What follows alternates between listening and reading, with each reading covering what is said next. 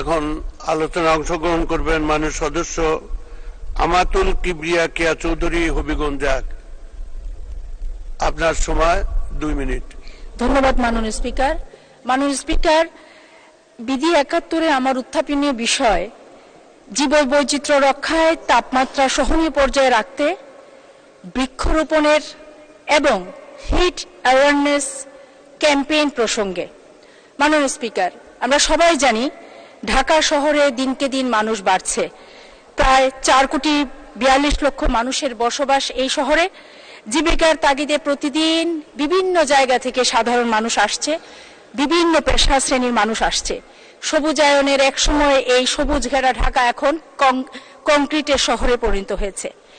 শুধু কি রাজধানী, যদি আমার নির্বাচনী এলাকায়ও দেখি কি হচ্ছে, পাহাড় কাটা হচ্ছে, টপ সয়েল সরিয়ে ফেলা হচ্ছে, গাছ কাটা হচ্ছে, বালু মহালগুলো বালুর ব্যবসা করে তারা এক একজন কোটিপতি হচ্ছে।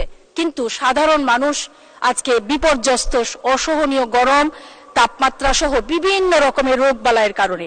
এ থেকে মুক্তি চাই মাননীয় স্পিকার। আর এ থেকে মুক্তির জন্য হিট অ্যাওয়ারনেস এখন খুবই জরুরি।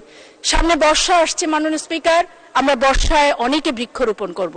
বজ্রপাত নিরোধনে আমাদেরকে কিন্তু প্রাচীনতম সময় আমাদের মুরব্বীরা যেটি করতেন, তাল গাছ লাগানো, প্রচুর পরিমাণে তাল গাছ লাগানোর জন্য আপনার মাধ্যমে আমি মাননীয় মন্ত্রী পরিবেশ, বন ও জলবায়ু মন্ত্রী মহোদয়ের দৃষ্টি আকর্ষণ করছি।